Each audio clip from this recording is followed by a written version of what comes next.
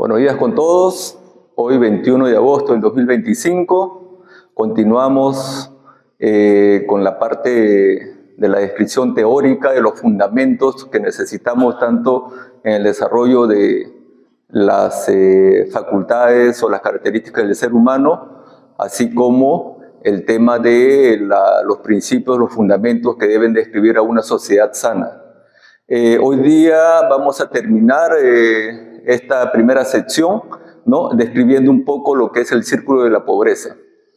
Sin embargo, parte de lo que ya viene la sección 2, que es el planteamiento de soluciones, ¿no? Ya vamos a poder determinar dentro de esos planteamientos un tema muy neurálgico, ¿no?, que es una propuesta de mi parte para la nueva Constitución, que es el tema de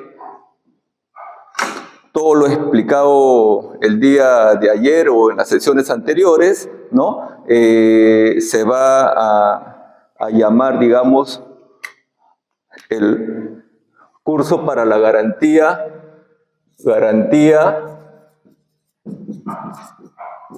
de la justicia, ¿no? El GJ, ¿no? El cual debería estar siempre evaluado por un organismo de evaluación de líderes. Estas son propuestas que van a estar planteadas más adelante, ¿no?, ya en la sección 2 de estas exposiciones, ¿no?, que tendrían, digamos, un impacto muy severo para tratar de corregir nuestra sociedad y de esta manera poder tener mejores opciones de vivir mejor, ¿no? En resumen, todos estos videos se van a agrupar de esa manera. La sección 1, que es el marco teórico, ¿no?, todos los conceptos que hemos estado describiendo y una serie de fundamentos más, ¿no?, como la historia de la corrupción, por ejemplo, ¿no?, que hay un buen libro, por ejemplo, de, ¿cómo se llama este señor? Alfonso Quirós, un libro bien documentado, ¿no?, un libro, digamos, con muchos detalles que tienen, digamos, una fuente válida, se podría decir, que la academia lo debería de considerar para implementarlo en el curso de garantía de la justicia, ¿no? Aparte de todos los fundamentos antropológicos, filosóficos que hemos estado describiendo en los videos anteriores, ¿no? Y parte de este curso también debería ser dominio de la Constitución. Constitución, o sea, ¿por qué? Porque todo líder o toda persona que apunte a asumir una responsabilidad en la sociedad, llámese un empresario, empresaria, llámese un dueño de un colegio o un dueño de la parte de la academia, universidades, etcétera, llámese, digamos, una persona que va a trabajar para el Estado, debería de dominar este curso, garantía de la justicia, ¿no? Entonces, este curso debería de estar compuesto por preguntas relacionadas con la Constitución, preguntas relacionadas con la historia, sobre todo la historia de la corrupción en el Perú, y con todos los fundamentos que hemos estado describiendo en los videos anteriores, ¿no?, más lo que aporte la academia. Y debería estar siempre evaluado por un organismo, ¿no?, de evaluación de líderes. ¿Por qué? Porque estas personas son las llamadas a ser las líderes de la sociedad, ¿no?, para que esta sociedad esté mejor. Entonces, ese es más o menos el tema, ¿no?, de estas exposiciones. Entonces, la sección 1 sería básicamente la teoría que todo el mundo debería de dominar. Todo el mundo que quiera asumir una responsabilidad dentro de la sociedad. La sección 2, que es también la que vamos a empezar ya hoy día a desarrollar, ¿no?, vendría a ser ya los planteamientos de las soluciones para las problemáticas que nosotros tenemos. Estos planteamientos de las soluciones, obviamente, la problemática la sabemos todos, o sea, no voy a yo desgastarme ni invertir tiempo, ni quitarles tiempos a ustedes de describirles cuáles son los problemas del Perú y de los países en desarrollo. Sin embargo, les voy a más bien mostrar soluciones para problemas que ustedes no ven, porque, por ejemplo, una persona del día a día lo que ve es que le pagan poco, que invierte mucho tiempo para poder ganar eso poco que le pagan, de los cuales casi el 30% se le va en transporte, que trabaja en inseguridad, que no tiene los servicios básicos a través de las municipalidades o del Estado, que no tiene un servicio básico de salud, que tiene una mala educación. O sea, eso es notorio, es obvio, ¿no? Lo vivimos día a día, ¿no? Pero hay otros problemas que ustedes no ven, y otros problemas que los medios de comunicación, los grupos de poder y los líderes, entre comillas, que no son líderes de nuestro país, simplemente se pierden el tiempo diciendo que los responsables son los políticos, que los responsables son los que están en el gobierno, que los responsables somos nosotros mismos. Ese es un cuento chino, bueno, un cuento de los ingleses, un cuento de los de la OCDE, pero también ahora es un cuento chino, porque los chinos también han empezado un poco a depredarnos y vamos a tratar de justamente solucionar esos problemas o plantearles unas soluciones, ¿no? Primero exponiéndolos con pruebas, qué es lo que están haciendo mal y por qué lo hacen mal, con conocimiento de causa, para tenernos siempre subyugados o tenernos siempre entretenidos en nuestros propios desórdenes, ¿no? Entonces, la sección 2 se trata de soluciones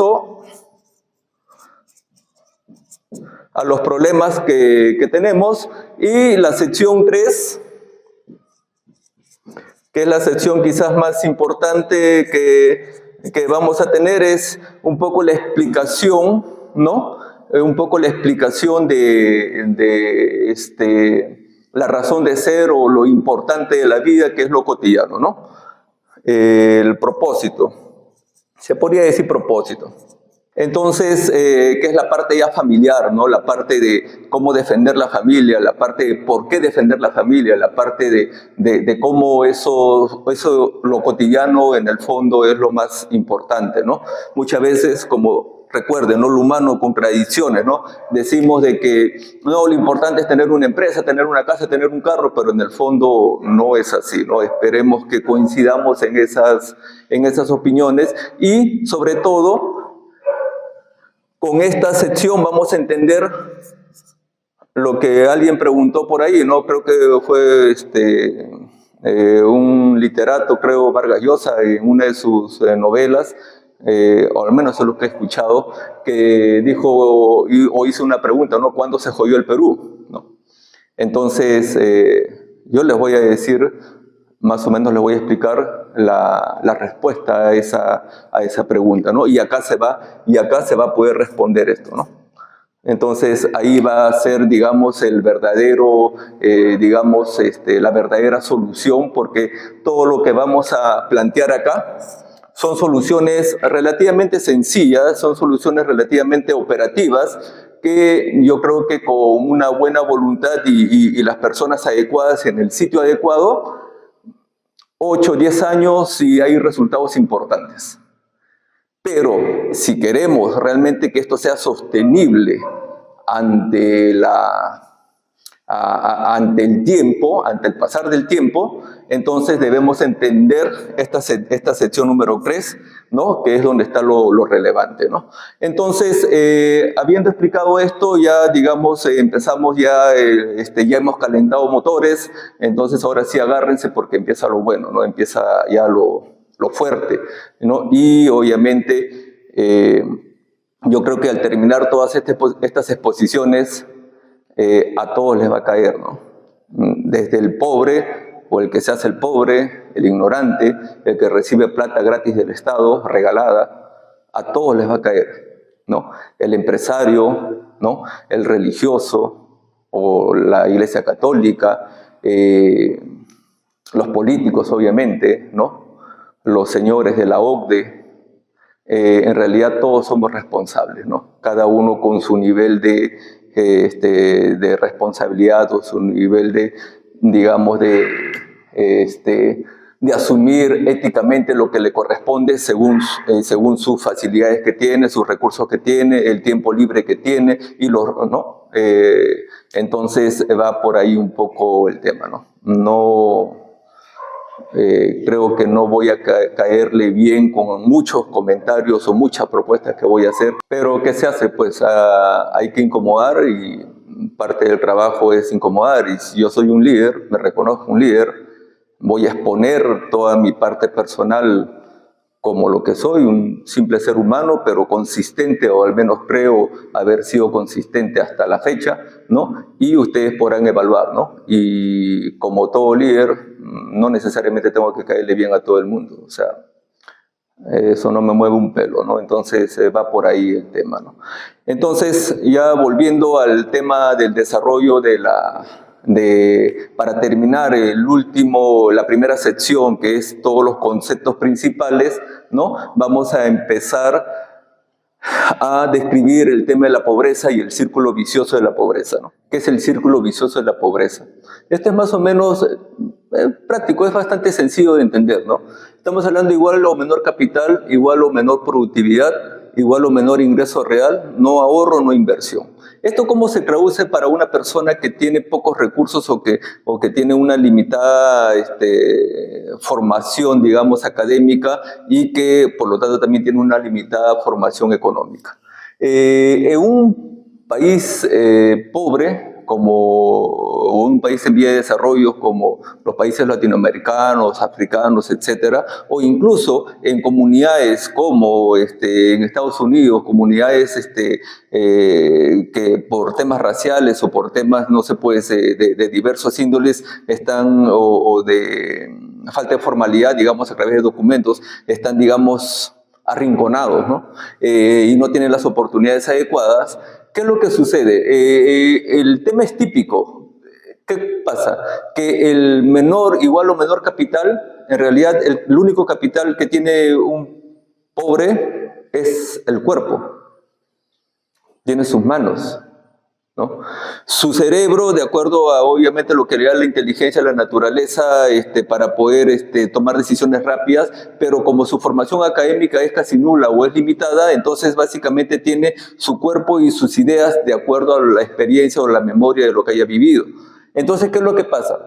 Cuando dice igual o menor capital, no, es lo que tú puedes hacer con tu cuerpo, es lo que tú puedes hacer con tus manos. Entonces, conforme haces familia, digamos, pasa a menor productividad. Más bien un hijo, si es que no tienes el soporte del Estado, si no tienes, digamos, la oportunidad de tener un colegio o condiciones adecuadas. ¿Por qué? Porque si tienes hijo, tienes 1, 2, 3 hijos, ¿no? Entonces, ahí tienes un tema muy clave, ¿no? En la práctica, mientras más hijos tengas, vas a tener mayores opciones. Al comienzo es más duro, pero después vas a tener mayores opciones, porque tienes, si bien es cierto, más bocas y más preocupaciones que alimentar, o más preocupaciones que tener. Entonces los hijos mayores, conforme van pasando, son los que ayudan luego a partir de los 6, 8 años, 10 años, a cuidar a los menores y a producir riqueza o ingresos para la familia. Entonces, ¿cómo funciona esto? Y estamos hablando, pues, que cuando hablamos del círculo vicioso de la pobreza, estamos hablando de zonas pobres. Estamos hablando de zonas, llámese en las provincias, sobre todo en zonas rurales, llámese en zonas de los conos, acá en las grandes ciudades como Lima, por ejemplo, en pueblos jóvenes, ¿no? No tienes servicios básicos, muchas veces tienes desorden, tienes delincuencia, tienes bastante exposición de tus hijos a, digamos, a un perro, a una mordida, a una agresión, ¿no?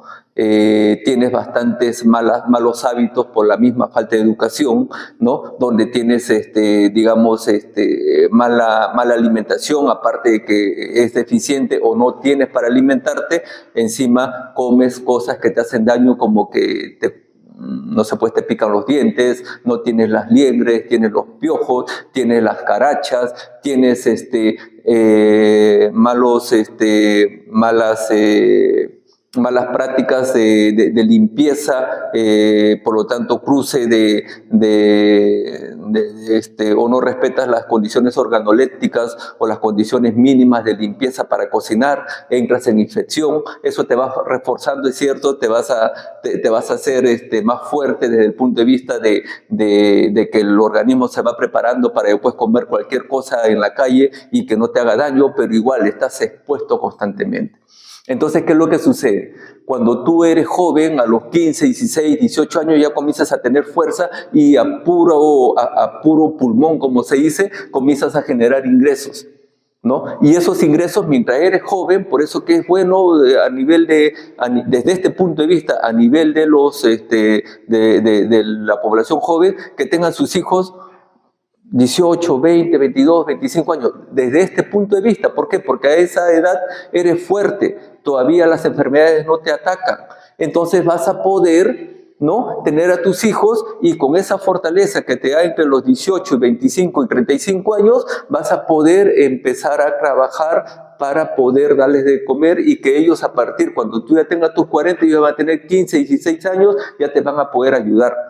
Aparte de que a partir de los 7, 8 años ya te ayudaron a criar a los demás hijos, porque tú lo que necesitas, y eso es lo que naturalmente se da, es de que tienes más hijos para poder aumentar la probabilidad de que entre ellos se protejan y la otra probabilidad, y se protejan no solamente el que el mayor cuida al menor y te ayuda a criarlos, sino que cuando salgan afuera, que es un ambiente hostil, porque van a ver gente maleada, van a ver gente que les hace daño, va a haber un perro por ahí, va a haber cosas en el colegio, entonces ellos necesitan ser varios para poder defenderse. Casi funciona. Entonces, ¿qué es lo que sucede? Necesitas eso por ese lado y que obviamente al apoyarse unos con otros, normalmente los mayores son los que más se sacrifican, son la punta de lanza de la familia y son los que trabajan, son, no se puede decir, la chacra, construcción civil, y los menores, los que ya el tercero, el cuarto, el quinto, son los que tienen, digamos, un poquito más de facilidades y son los que logran ir a una universidad o a un instituto y comienzan a tener otro tipo de vida. ¿Entienden? Y que a la larga son los que de una u otra manera logran sacar a la familia, digamos, a un nivel superior de ingresos, porque los ingresos en los países como los nuestros es a través de poder tener una mano de obra más calificada, ¿no?, a nivel técnico, a nivel profesional, para tener mayores ingresos y de esa manera salir de ser un operario o estar siempre con los ingresos cercanos al mínimo.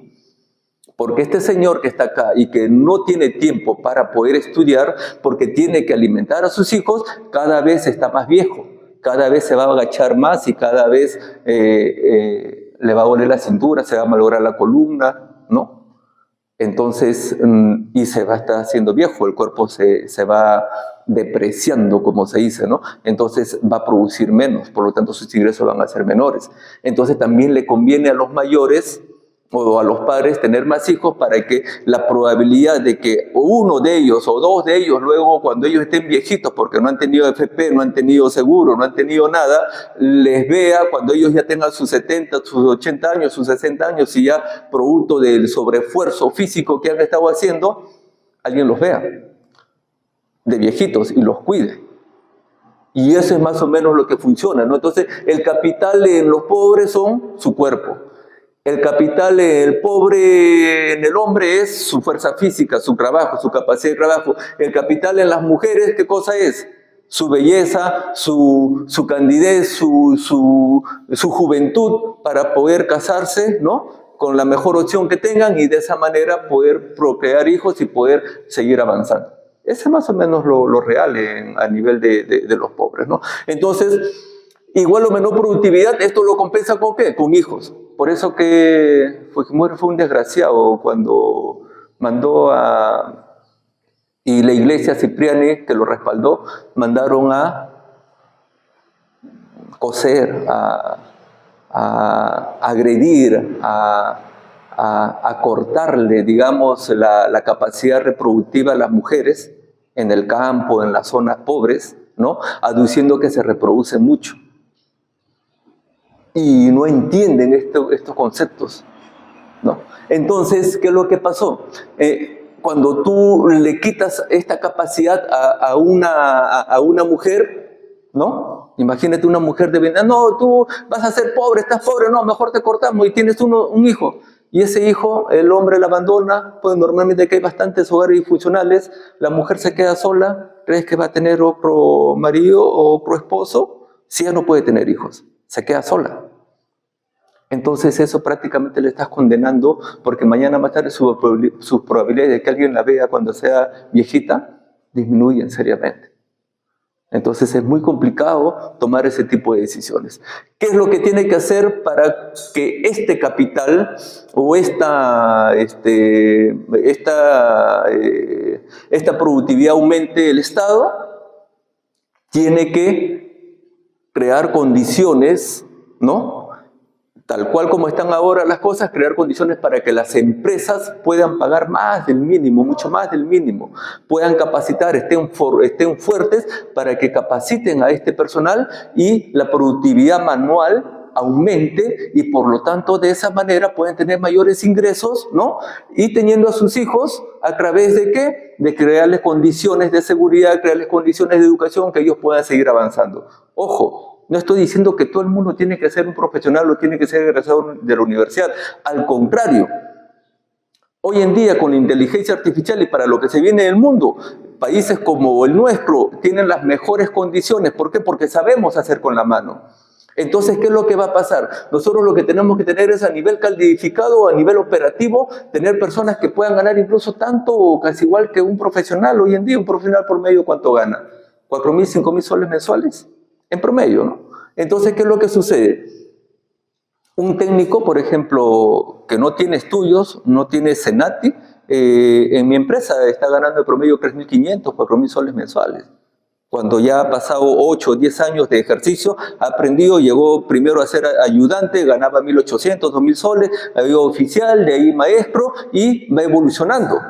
Pero si eso lo hacemos desde el colegio, ¿no? Con una buena formación, entonces hoy en día, donde ya se requieren menos profesionales gracias a la inteligencia artificial, se van a reducir mucho, ¿no? Por lo tanto, las vacantes y las carreras en las universidades van a reducir. Vamos a reducir universidades. No necesitamos tantas universidades, así como se viene la realidad del mundo con la inteligencia artificial. Vamos a hacer más empresas de manufactura, más empresas de agricultura, más empresas de hacer con las manos. Entonces, esto tiene incluso mucho mayor, digamos, probabilidades de éxito, ¿no? Pero ¿cómo funciona, volviendo a repetir, volviendo a hacer un resumen, cómo funciona, digamos, en una familia pobre, ¿no? Entonces, el menor capital está dado por el tema de los ingresos que puedan generar los padres, ¿no? Y eso es a través de sus manos, a través del hacer. Por eso que cargarle a estas personas un gasto de 10 soles diario sobre los que son más o menos 300 a 400, 300 soles, 280, 320 soles al mes que se gastan en transporte, porque tiene que agarrar 2 carros y porque tiene que gastar 3 horas en transporte, es afectar directamente al círculo vicioso o incentivar el círculo vicioso de la pobreza, porque a estos señores les quitas tiempo para pasarlo con su familia y a la vez darle a su familia amor y darle a su familia, a los hijos, ¿no? Que van a hacer la productividad, van a ayudar con la productividad, porque este señor con la calificación que tiene no puede ganar más plata, no puede pasar a subir el doble o el triple de sueldo. Yo, por ejemplo, cuando empecé mi carrera, a ejercer ya mi carrera, cuando era practicante, yo estuve como 1 año y medio practicando en firma, un poco más creo, y ganaba el sueldo mínimo, 420, 450 soles, estamos hablando del año 1996, 1997, más o menos.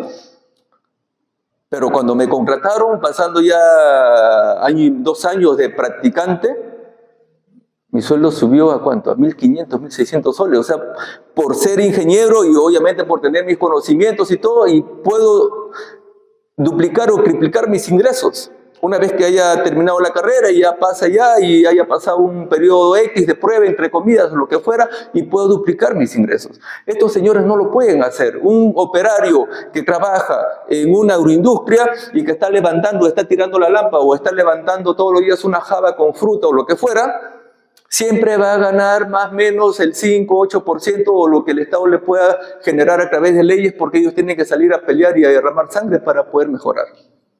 Porque el empresario no lo va a querer hacer. Porque son una mierda la mayoría de los empresarios. Entonces, ¿qué es lo que pasa? Estos tienen un ingreso, ¿no? Porque si a esa mejora ligera o a que puedan hacer las cosas más rápido hasta que le dé la salud, hasta que tengan los 30, 35 años y que ya no les moleste las columnas o la parte del cuello porque están cargando bulto o lo que fuera, estos señores pueden incrementar sus ingresos sacrificándose, moviendo más, gastando más energía o trabajando más horas, ¿no? Para compensar la inflación del 6, del 4, del 8%, la inflación práctica de lo que ellos compran, sus necesidades básicas, y la única forma de incrementar su productividad es a través de sus hijos, para ellos aumenten o den facilidades a los ingresos de la familia, y de esta manera, ¿no?, comienzan a avanzar, ¿no? Pero si el Estado no le genera esto y acá condiciones para que esos hijos puedan avanzar un poco más, o por lo menos para que no se enfermen, o por lo menos para que no tengan, como hace 15, 20 años creo que tuvimos todo un problema con vómitos, con diarreas, que era el tema del cólera, no sé si se acuerdan, ¿no? Y eso afectaba a ¿quién? Afectaba a esta gente. Afectó a esta gente. Todos esos problemas eran solamente a los pobres, ¿no?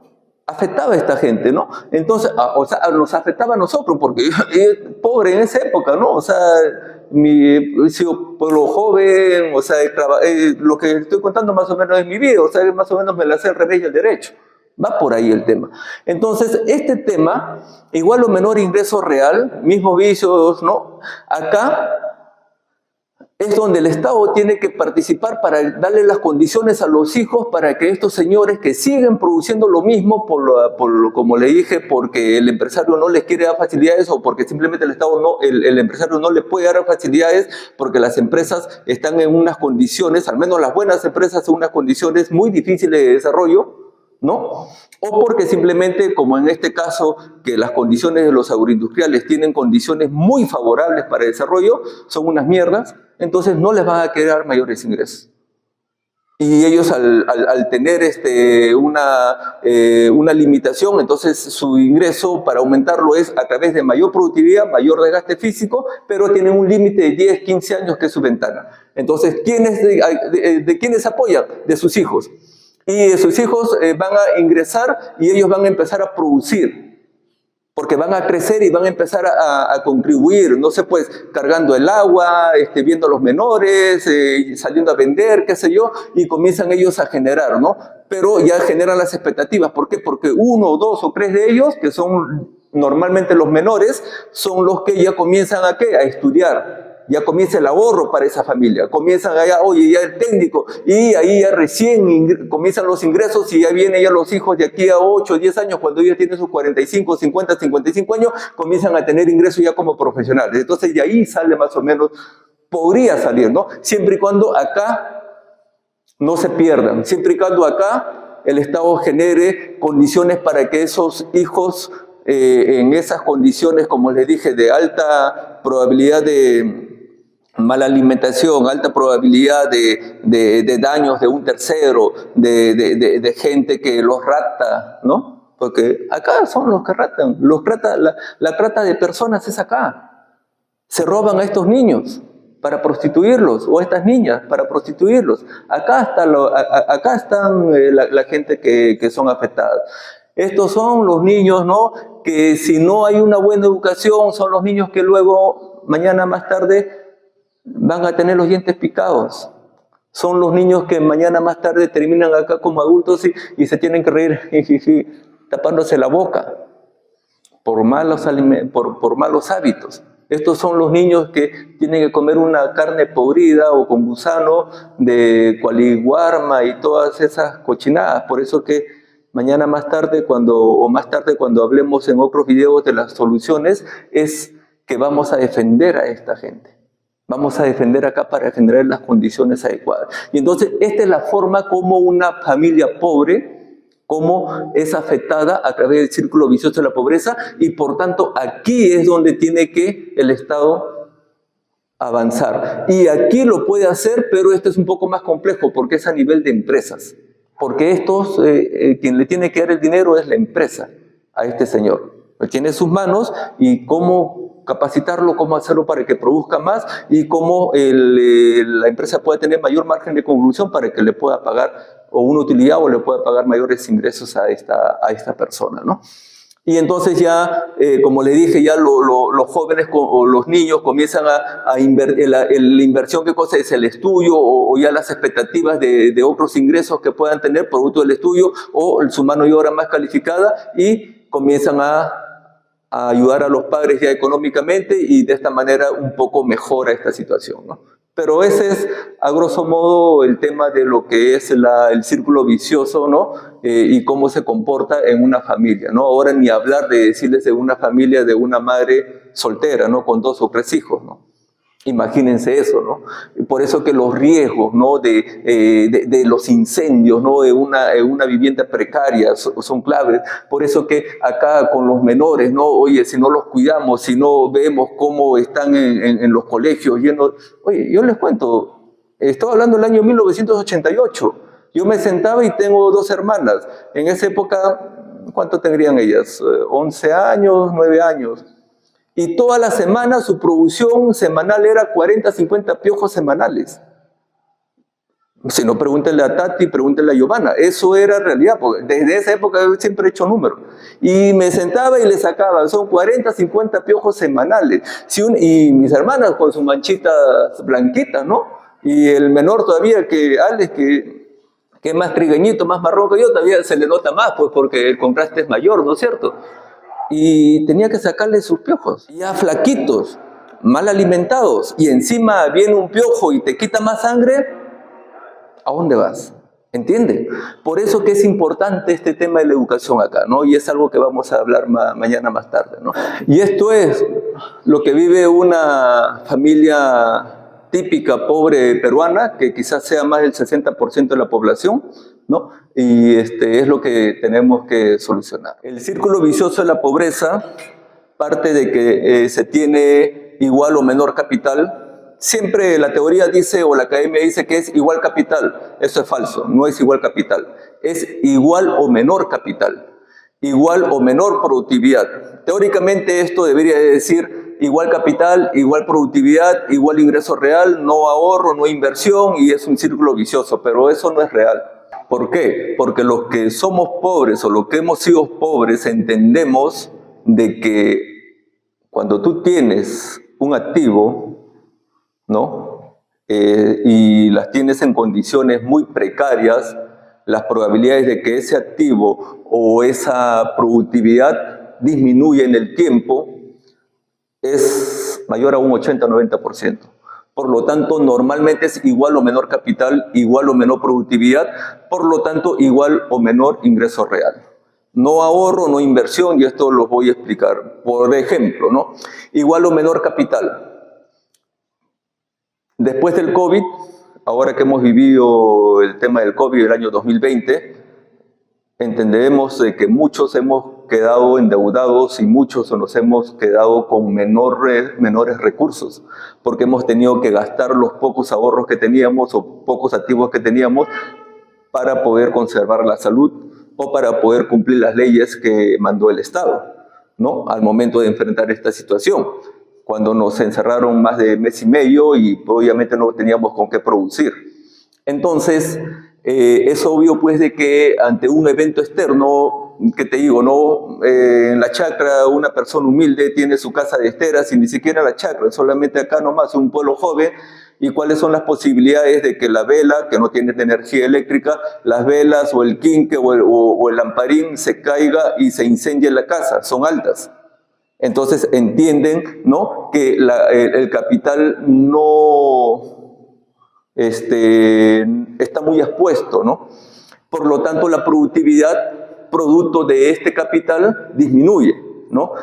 A nivel de sociedad no hay líderes, no hay autoridad, no hay instituciones, no se respetan las categorías sociales, falta la educación. Igual o menor ingreso real, los mismos vicios y malformación, corrupción e ignorancia. ¿Cuánto pierde el Perú por corrupción? Por ahí algunos estudios dicen que son más o menos 20.000, 25.000 millones de soles al año. Cositas lindas. Y eso que solamente miden la corrupción, de seguro que casi todo o más del 70-80% de esa evaluación o de ese cálculo está relacionado solamente con el Estado. Y ojo, que de seguro que ni siquiera tiene los vicios ocultos. ¿Qué cosa es? Que le pago la planilla formalmente a gente que es improductiva, porque eso también es corrupción. El vago del Estado que no va y no cumple su jornada laboral, o que va y está limpiándose las uñas, ¿no? Dama u hombre, lo mismo. O sea, el concepto de ética, el concepto de hacer lo correcto, no tiene nada que ver con sexo. O sea, puede ser un malnacido como también puede ser una malnacida, o sea, eso no le hace. Pero no solamente eso, sino que no se evalúa seguro el hecho de paralizar una obra por corrupción, ¿no? Porque el contratista es corrupto y es incompetente, sino por lo que esa obra que debía estar produciendo en el año 2 recién va a empezar a producir en el año 5. Y eso implica una pérdida de producción de 3 años. Eso es un costo oculto. Pero, al margen de eso, una evaluación, creo que las noticias dicen que son entre 20 y 25 mil millones de soles al año, normalmente está relacionado con el Estado. Pero yo les voy adelantando que la mayor corrupción está relacionada con los privados. Yo soy privado. Mi empresa está mi ingeniero, pueden revisar en la página web. Y les voy a demostrar que la corrupción está con los privados. Por lo tanto, la pérdida por corrupción, estamos hablando de ¿cuánto? ¿Cuánto es el presupuesto anual? ¿280.000 millones de soles? ¿Cuánto es el PBI del Perú? ¿280.000 millones de dólares? Entonces, ¿de qué estamos hablando? Estamos hablando de que quizás anualmente perdemos casi la tercera parte de nuestro presupuesto anual. Y estamos hablando que estamos perdiendo quizás no ni el 6 ni el 8% del PBI en corrupción. Estamos perdiendo quizás el 10, el 12 o el 14% del PBI en corrupción. Entonces, eso es un poco lo que vamos a hablar también, ¿no? El no ahorro, niños y jóvenes sin confianza, desnutridos, con mal ejemplo, mal capacitados y formados. Por lo tanto, se repite lo que vamos a hablar en la sección 3. ¿Qué cosa? Baja autoestima. Esta baja autoestima, masa crítica adulta insuficiente, no hay luchadores suficientes, por lo tanto, no se puede revertir la situación de que el capital mejore, ¿no? Entonces, si avanzamos, por ejemplo, nos damos cuenta que de todo este problema, los niños y jóvenes son el futuro de nuestra sociedad. Cuando sientan un poco un mensaje quizás agresivo o chocante de mi parte, siempre va a estar dirigido a los adultos y a los viejos. Yo no me voy a dirigir para llamarle la atención o llamar a la atención o decirle que estás haciendo mal a un joven y menos a un niño, porque los jóvenes son producto de lo que nosotros, los viejos, los adultos, estamos dejando de hacer o estamos permitiendo que se haga. Entonces acá los responsables somos los adultos, que tenemos que poner el pecho, y los viejos, que no han hecho lo suficiente cuando han tenido la oportunidad de ser adultos y ahora tenemos las consecuencias que estamos viviendo. Entonces, el adulto es el responsable. Y si el joven no toma conciencia de esto y no lo ayudamos en el futuro cercano para conseguir el éxito, tendrá que ser egoísta, corrupto o con un actuar no ético. Entonces va a seguir el joven, muchos jóvenes seguro que en las universidades quieren cambiar, pero no saben cómo hacerlo.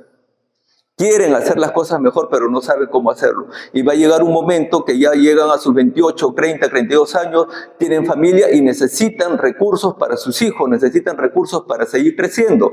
Entonces lo único que les queda, ¿qué cosa es? adaptarse al sistema. ¿Cuál es el sistema? Pagar tu coima, aceptar por acá. Yo en la primera maestría, por ejemplo, sin asco, había un patita que decía, hay que aceitar pues, porque en esa época hablaban de la aceitada, creo que era el año 2007, 2008.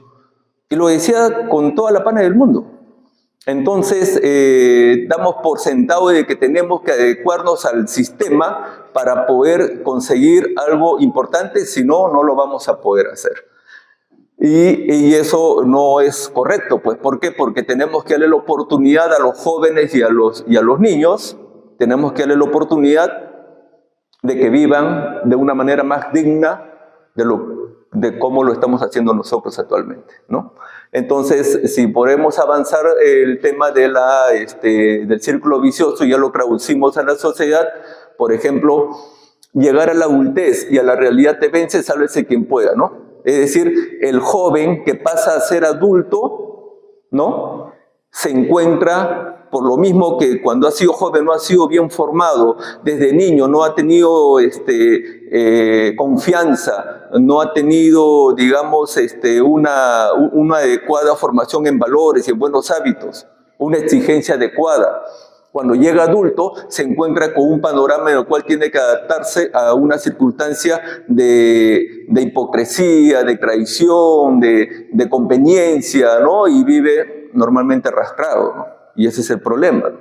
Entonces, la adultez, ¿no? Te vence, cuando llegas adulto te vence la realidad y por lo tanto sálvese quien pueda. ¿Qué hacen los mejores? Se largan a otro país. Se van a vivir a otra sociedad que les ofrece mejores condiciones para poder desarrollarse como seres humanos. Por tanto, no hay autoridad, no hay instituciones, no se respetan las categorías, no se puede desarrollar empresas, ¿no? Igual o menor ingreso real, los mejores se van. Mismos vicios y malformación, corrupción, ignorancia, baja autoestima, no hay honor. Niños y jóvenes sin confianza, desnutridos, con mal ejemplo, mal capacitados y formados, ¿no? Y no inversión, masa adulta insuficiente, baja calidad o masa crítica de baja calidad y pocos luchadores, ¿no? Entonces, lo que podríamos decir, si eso lo traducimos a un poblado o a una población pobre, por ejemplo, ¿no? Cómo cada vez tiene menos fuerzas para poder enfrentar la vida, ¿no? Cuando, por ejemplo, analizamos a un joven, ¿no? O analizamos a un niño desnutrido, ¿no? En condiciones en las cuales, encima de eso, encima de comer mal, encima de tener que caminar más de la cuenta para poder ir al colegio, encima de que tiene que estudiar bajo condiciones, digamos, no sé, pues un fluorescente con una batería o un Kinker o un lamparín, tiene que enfrentar las situaciones de su medio ambiente, ¿no? Por ejemplo, tiene que enfrentar malos hábitos que le pican los dientes porque come caramelos, tiene que enfrentar que tiene piojos o que tiene liendres, tiene que enfrentar que sus perros y sus mascotas, que las quiere mucho y todo, las abraza y todo, pero tienen pulgas y tienen garrapatas. Tiene que mostrar que hay cucarachas, que hay ratones. Entonces todo eso afecta. Y todo eso te quita energía de la poca que ya tienes disponible para poder seguir avanzando. Entonces hay una situación bastante complicada por ese lado. Por eso que las clases sociales o lo que le decía, ¿no? La gente que tiene dinero tiene mayor responsabilidad en todo esto. ¿Por qué? Porque ellos no se distraen con esas cosas. Ellos tienen un ambiente más sano en lo cual desarrollarse. Por lo tanto, deberían de ellos liderar los cambios en el Perú, pero no lo van a hacer, ni lo quieren hacer. Y eso hay que tenerlo bien claro. ¿Podemos avanzar, por favor? La trampa del ingreso medio, ¿no? Al final se reduce los retos de un artista, a lo mejor lo saca bien, pero esta es la idea, ¿no? Este es el Perú, que es un ómnibus destartalado, todo viejo, con la llanta baja, y estos son los luchadores, uno solo jalando el carro. cuesta arriba para llegar a la OCDE, y encima tienes rompemuelles, tienes piedras, ¿no? Y con las llantas bajas, ojo. Acá está el pueblo, ¿no? Acá están todo lo que es el pueblo, y acá están los ricos, ¿no? Con su piscina, con sus sirvientes que les dan de comer a cada rato, con su paraguas, ¿no? Y acá están algunos ricos, ¿no? Que empujan el coche, pero cuando las cosas se ponen color de hormigas, agarran su escalera y se suben acá. O sea, quitan cuerpo. No están dispuestos a dar la vida, no están dispuestos a sacrificarse, no están dispuestos a perder sus comodidades, ¿no? Para poder subir acá o poder empujar el coche como debe de ser, ¿no? Entonces, esta es una representación más o menos esquemática de lo que nos toca hacer para poder salir de la pobreza, para poder ser, digamos, un país que tenga un estándar de la OCDE. ¿Qué significa? Que quienes deberían de jalar el coche, ¿quiénes son? Deberían de ser mucho más personas. Es más, el carro debería funcionar solo, como cualquier carro, pero no. Ahorita es un carro que hay que arrastrarlo y no se puede avanzar porque este señor tiene todo en contra, ¿no? Tiene todo en contra, ¿no? Y acá hay mucha gente pasiva, hay mucha gente, hay un cuadrito que les mostré cómo yo describía la sociedad. ¿Se acuerdan? Habían los luchadores, habían los arrastrados, habían los pasivos, habían los traidores, ¿no? Habían los corruptos, ignorantes. Por acá están los corruptos, acá están los corruptos que no son ignorantes, es decir, que tienen educación, pero que usan su educación para aprovecharse del sistema, ¿no? Y están los de la OCDE que no les interesa que nosotros avancemos, ¿no? Entonces, esta es más o menos una representación, ¿no? Estos son los caviares, los famosos caviares, ¿no? Gente que no está comprometida, o sea, quiere mejorar las cosas, tiene la intención muchas veces, pero cuando las papas queman, ojo, cuando las papas queman, los únicos que van a poner el pecho es la gente del pueblo. Los únicos que van a poner el pecho son la gente de a pie, la gente que ha venido de abajo, ¿no? Y algunos acá, gente que ha venido de abajo, como por ejemplo los dueños de Yura, de Gloria, ¿no? Creo que todavía hay un viejito que está vivo. El otro ya debe estar en el infierno. Pero esos son los traidores. Y están descritos en la clasificación que yo les he puesto. Porque ellos vinieron de abajo, son de abajo, pero después se comportaron peor que los que están acá. Ojo. Yo no, en ese sentido, por ejemplo, hablar de la segunda, la tercera, la cuarta generación de los Romero, de los Brescia, que ya están en la tercera, cuarta generación en promedio. La segunda generación de Rodríguez, del Interbank, creo que Rodríguez Pastor, creo, porque los otros son Rodríguez Banda, de Grupo Gloria, ¿no? Ellos son la segunda generación. Ellos son ya idiotas o superidiotas. Y así hay muchos grupos de poder que ya están en la tercera, cuarta, quinta generación. O sea, ¿por qué? Porque ellos ya con la primera generación es el que se esforzó, es el que hizo las cosas más o menos bien, pero crió a sus hijos en unos colegios de élite y todo lo que fuera, le convieron a cambiar el chip y les empezaron ¿a qué? A ser egoístas. Entonces, un egoísta se va perfeccionando, recuerden esto, ¿no? Ojo, querer crecer, se crece en lo bueno y en lo malo. Entonces hay un peso moral mayor en la primera generación que en la tercera y en la cuarta generación. ¿Por qué? Porque podrían decir hasta ciertos puntos que yo no sabía, yo no me doy cuenta. Yo he sido criado siempre en un ambiente donde no he tenido dificultades, no he tenido necesidades materiales. No me interesa conocer, no me han hecho conocer un pueblo joven, no sé cómo vive un niño que está desnutrido. Por lo tanto, para mí me interesa viajar, me interesa tener mis comodidades y ya pues eso es lo que soy, ¿no? Pero a una primera generación, como los dueños de Gloria, bueno, ya uno se murió, como le digo, Don Vito, no sé, uno de ellos se ha muerto, el otro creo que está vivo todavía. Y seguro que su hermano lo debe estar esperando en el infierno. Entonces hay que ser severos con las primeras generaciones que vienen del pueblo y que se comportan de manera absurda, estúpida, egoísta, tienen un doble peso moral. Es una opinión. Entonces, entiende más o menos cómo la visión de cómo vemos, y la situación está bien complicada. O sea, si esto no cambia, si no se bajan gente de acá, que hay gente de acá, no se bajan a empujar el coche, no sacamos a esta gente y la ponemos a empujar, no reforzamos acá, porque esta gente encima de que está acá, ¿qué es lo que significa? Es gente gorda, gente obesa y gorda de espíritu y de cuerpo muchas veces. Entonces pesa más todavía. Y encima tienen sus comodidades como sus piscinas, sus cosas. Entonces le dan más carga a la sociedad llamada Perú, ¿no? Al país llamado Perú.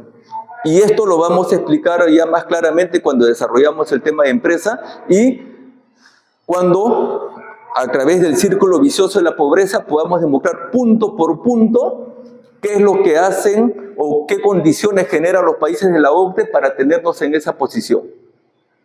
Y que nosotros, y que les interesa, y cómo vamos a demostrar cómo les interesa a estos países tenernos en esa posición. ¿Para qué? Para poder sacar nuestros recursos y para poder usarlos a nosotros como mano de obra barata. Entonces hay una situación ahí en la que tenemos que decir de manera clara, ¿no? Y tenemos que enfrentarnos a estos países para poder independizarnos y poder vivir de una manera más decente, ¿no? Entonces, si continuamos avanzando con esto, podemos ya dar algunas características, por ejemplo, a nivel de la consecuencia económica, ¿no? Porque, ojo, recuerden esto, real, verdad, bien y belleza, ¿no?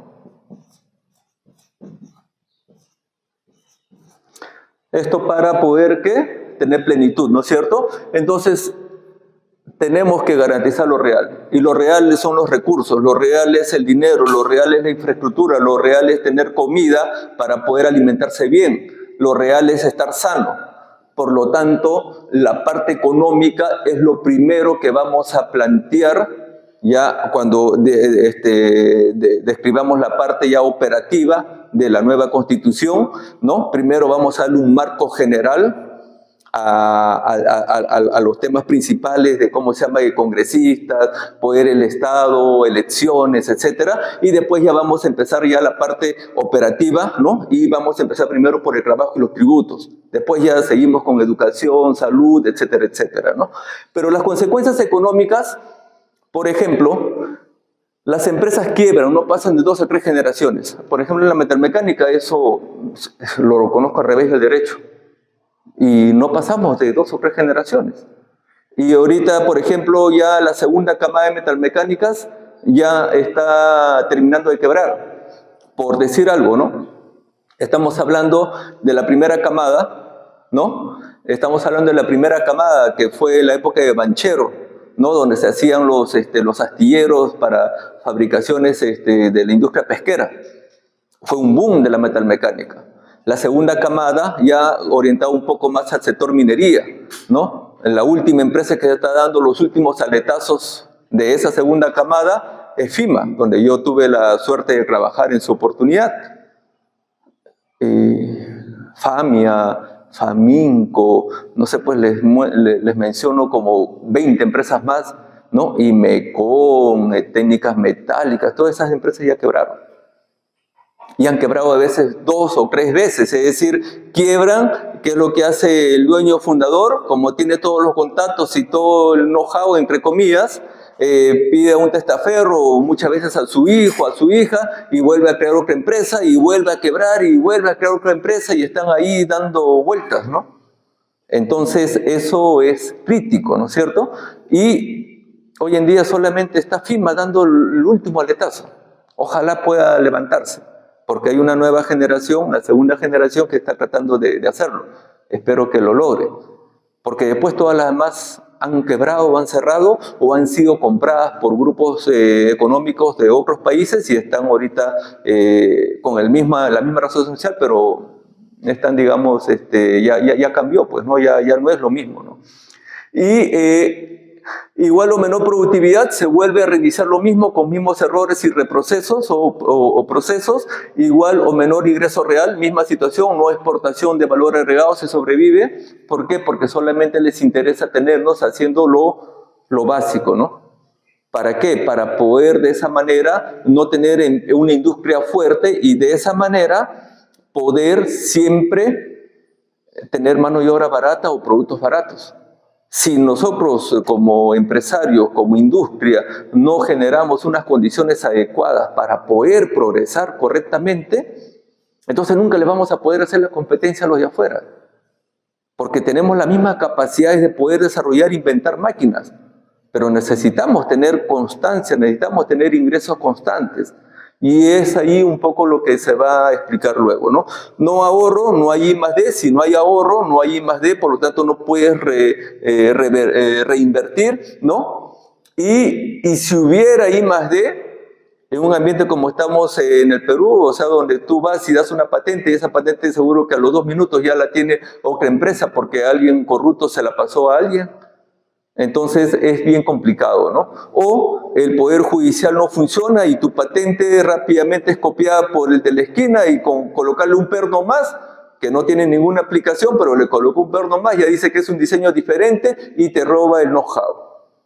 Y hacerle juicio, son 20 años de juicio, te desgastas, pierdes tiempo y sabes que no va a funcionar, entonces complicado.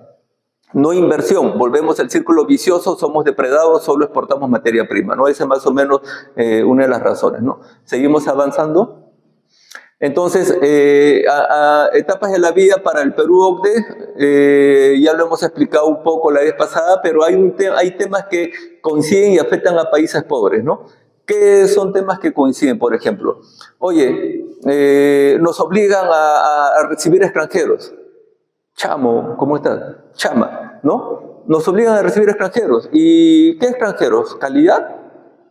Creo que más del 80% no es calidad. O sea, no es calidad en el sentido de que como seres humanos no les quiero faltar el respeto, sino que no tienen buenos hábitos y no tienen valores bien constituidos. ¿Y qué significa? Que normalmente quieren lo fácil o quieren delinquir. Entonces no es personal calificado. Entonces, por lo tanto, no agrega valor, más bien te quita recursos. De lo poco que tienes, te lo quita, ¿no? Los colegios que pagan más de 1.500, ahora que está buscando, gran parte de los estudiantes se van del país antes de los 25 años, ¿no? O sea, lo que hablábamos del ahorro, ¿no? El ahorro de una sociedad, ¿qué cosa es? Sus niños y sus jóvenes, y se los llevan. No podemos competir con los países extranjeros de la OCDE. Entonces, obviamente ellos, porque no se han reproducido, porque son flojos, porque ya les expliqué en videos anteriores, no quieren tener familia, entonces están reducidos, no quieren ser invadidos por los musulmanes, entonces ¿qué hacen? Se llevan a los latinoamericanos en camionada, bueno, en camionada no, en aviones llenos de personas, ¿no? Para que ya no retornen acá, ¿no? Entonces, acá, por ejemplo, podemos ver una noticia, ¿no? Que está en ese link, ¿no?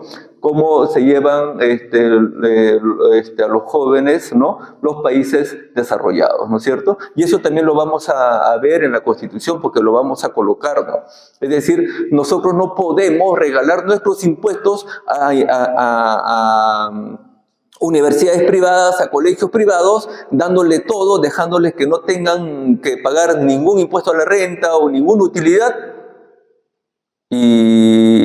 o IGB o lo que fuera, y los señores se llevan tranquilamente, o sea, ganan los de afuera y estamos trabajando para que estos colegios o esta academia esté formando a la gente para que luego se vaya a producir a otro país y este país no se queda con nada, ¿no? O sea, y estamos hablando de los mejores calificados, las personas que supuestamente están más instruidas, ¿no? Entonces, si seguimos acá avanzando, ¿no? Temas que coinciden y afectan a países pobres. España, Europa se lleva a los más calificados hoy en día, ya no solamente les interesa a los jóvenes con estudios universitarios, sino ahora necesitan manufactura. Se están llevando a los técnicos, se están llevando a los técnicos de construcciones metálicas, a los soldadores, a los civiles, se están llevando a operarios. Y los más calificados, obviamente. ¿Por qué? Porque pueden pagar más que nosotros. Y se los están llevando. Y desde España después salen a los otros países de Europa, llámese Francia, Alemania, etcétera, ¿no? O países cercanos a Europa, a España, perdón. Entonces, eso es lo que está sucediendo. Permiten la corrupción de las empresas sucursales, es decir, todas las empresas grandes que hay en el Perú son sucursales, o casi todas, por no decir todas, son sucursales de los países europeos o los países de la OPE. Y estas empresas permiten, estas empresas promueven, estas empresas hacen prácticas corruptas. Y eso lo permiten las grandes. Cuando tú ves su página web, tienen código de ética, tienen, no sé, un sistema de compliance, pero muy severo, pero eso es solamente carátula. En la práctica no lo hacen así. Las grandes mineras que tienen accionariados o tienen dueños de capitales extranjeros, todos tienen código de ética, todos tienen equipos para anticorrupción, pero no funciona. Se lo digo con conocimiento de causa. Yo he hecho denuncias, que más tarde las vamos a exponer. Y no funciona, más bien te cierran las puertas, más bien te ponen una cruz. Entonces, al permitir la corrupción, ¿qué genera? Genera pues de que las empresas no se desarrollen, las empresas buenas en el Perú no logren desarrollarse. Al no lograr desarrollarse, entonces no hay una masa crítica que luego esas empresas tengan suficientes recursos para hacer I+D y hacerte una competencia, porque yo inventé una máquina nueva, tú no la tienes. La he inventado con mi conocimiento y tú no lo tienes ese conocimiento, por lo tanto yo soy dueño y me puedo beneficiar de ese producto. Pero no lo puedo hacer. Ante denuncias de corrupción prefieren callar y retirar el incómodo, cobran grandes regalías, es decir, tienen doble utilidad. Una utilidad por lo que la última línea les da y retorna a los accionistas o hacen lo que ellos decidan. Y la otra que es por temas de representación, de know-how y no sé qué tontería más. Entonces tienen doble ingreso, ¿no? Incentivan a buscar, a tener instituciones de estados pobres, incompetentes y corruptas. Esto le permite operar con vicios y llevarse más riqueza. Y ojo, esto lo han hecho siempre. Tú revisas la historia de la corrupción en el Perú y eso viene desde años. Vienen los embajadores de las empresas de los países grandes que son los que promueven esto. Pero hoy en día han venido alguien que es muchísimo más agresivo. Son los chinos. Ojo con los chinos. Estos son unos chinos con che. Bueno, se escribe con che chino, ¿no? ¿Qué vamos a hacer? Pero son unos malnacidos que hay que tener mucho cuidado. Ellos no tienen ningún respeto y están haciendo lo que quieren hoy en día. Entonces hay que tener mucho cuidado con ellos, que va a ser parte también del planteamiento de soluciones cuando analicemos ya el nivel mundo, ¿no? Y tenemos que ponerle un parche, tenemos que ponerle barreras, sí o sí. Sigamos avanzando, por favor. Entonces, ¿cómo se comporta, digamos, un país desarrollado versus uno no desarrollado? En el aspecto material, ¿no? Y en el aspecto del conocimiento. Cuando un país desarrollado se encuentra con un país no desarrollado, o sea, hay una desigualdad, ¿qué es lo que sucede? Lo extermina. Eso la historia nos los ha demostrado.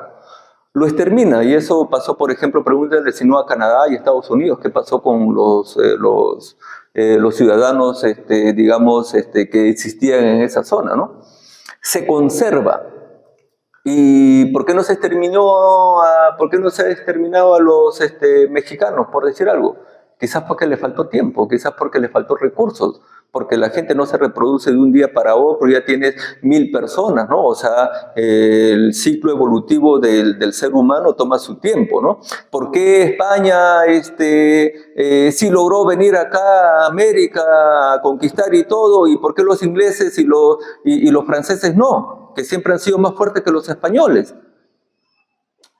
Porque quizás estaban entretenidos ordenándose ellos y después, ya anda avanzando que ahorita voy y te lo quito. ¿Qué es lo que pasó después? Entonces, ¿qué es lo que sucede? Lo conservan, ¿no? Acá, por ejemplo, hoy en día ya en los últimos tiempos se conserva porque ya no se puede exterminar, ya se ve feo, aunque creo que por Israel lo está haciendo, creo, con los palestinos, ¿no? Los está exterminando y nadie dice nada. O pocos dicen algo, ¿no? Se conserva para tareas menores. Se mantiene zonas alejadas, ¿no? Acá estamos nosotros para suministro de bienes, para suministro de personas con alto CI. Ojo, alto CI, no se llevan a cualquiera. Se llevan a gente entrenada, si son ya adultos, o a los jóvenes tienen que tener un perfil de un coeficiente intelectual mínimo, o sea, no se están llevando a cualquiera. Entonces eso también hay que tenerlo en cuenta, ¿no? Entonces, ahorita nosotros estamos en esta posición, nos mantienen, ¿no? Estamos en zonas alejadas, no les interesa nuestro territorio para vivir, porque nuestro territorio es un poco inhóspito, tiene desiertos en la sierra, en la costa, y tiene cerros de muchos desniveles, con quebradas y huaicos y todo en la sierra, y tiene una selva que es difícil de poder tener un espacio amplio, ¿no?, de terrenos, ¿no? O que sean cultivables, digamos, a gran escala, es complicado. Entonces, no es como las vastas llanuras, pues, que tiene Estados Unidos, o que tiene quizás Canadá o Argentina, que sí se puede hacer, o Brasil, ¿no?, que sí se puede hacer una gran, gran cultivo, digamos, o una agricultura intensiva. El Perú no tiene esas características, Chile entiendo que tampoco, Ecuador también, ¿no? Colombia, complicado. Entonces, Bolivia menos, ¿no? Entonces, ¿qué es lo que pasa? ¿Para qué ellos van a querer estar en esta zona? ¿Para qué van a querer esta zona si todavía tienen espacio en sus propios terrenos? Lo único que hacen es mantenernos, ¿para qué? Para el suministro de bienes o materias primas y suministro de personas para tratar de cerrar las brechas de crecimiento demográfico que están teniendo. Entonces, eso es más o menos. Esto y acá lo conservan, por ejemplo, Haití o países cercanos a Estados Unidos, ¿para qué? Para sus vicios. Como les explicaba, ¿no? Hay países que los conservan, ¿para qué? Para sus vicios, ¿no? Si no, pregúntenle a Estados Unidos qué hace con sus islas, digamos, que antes eran países independientes y ahora no. Hawái, no sé, pues, Haití, etcétera, ¿no? Y cuando es de igual a igual, o sea, países que tienen igual nivel de desarrollo, ¿no?, se ataca con ventaja, o sea, cuando quieres invadir, ¿no?, y negocian la paz, ¿no?, o es una paz negociada, o sin ventaja a través de las pasiones y las creencias, ¿no?, es decir, ya están orientados ya más por un tema más personal muchas veces, ¿no? Eso la historia lo ha demostrado, ustedes revísenlo y van a ver cómo esto a veces era mandatorio, ¿no? Hoy en día, obviamente, cuando hablamos de países de igualdad, estamos hablando pues de que ya es más difícil atacarse en igualdad porque puede escalar rápidamente, ¿no? Por eso que muchas veces estos países, o sea, los países grandes desarrollados, usan a testaferros, a países de testaferros para atacar. No sé, pues, imagínense, ¿no? Y eso lo vamos a demostrar. La OTAN y los países cómo usan a Ucrania para atacar a Rusia. No atacan directamente, porque si no se escalan, se comienzan a agredir de tal manera y cada uno sabe que tiene sus bombas nucleares, que puede eso llegar a muy lejos, a una zona sin retorno y al final se va al diablo todo. Entonces tenemos esa limitante, digamos, y actualmente usan, ¿no?, a países cebo, digamos, para que ellos hagan el trabajo sucio y de esta manera poder hacer, digamos, un daño al supuesto rival, ¿no? Entonces, si seguimos avanzando, con esto prácticamente cerramos esta sesión y ya estaríamos pasando a todo lo que es el tema de soluciones a la problemática, digamos, que tenemos como país, y esta es una solución también que aplica al mundo, ¿no? Eso hay que tenerlo en cuenta, ¿ya? Gracias.